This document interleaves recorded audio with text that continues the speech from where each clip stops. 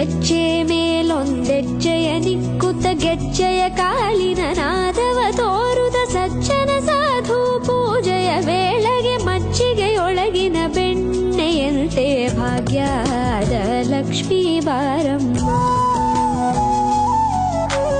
ಹೆಜ್ಜೆ ಮೇಲೊಂದೆಜ್ಜೆಯ ನಿಕ್ಕುತ್ತ ಗೆಜ್ಜೆಯ ಕಾಲಿನ ನಾದವ ತೋರುದ ಸಜ್ಜನ ಸಾಧು ಪೂಜೆಯ ವೇಳೆಗೆ ಮಜ್ಜಿಗೆಯೊಳಗಿನ ಬೆಣ್ಣೆಯಂತೆ ಭಾಗ್ಯದ ಲಕ್ಷ್ಮೀ ಬಾರಮ್ಮ.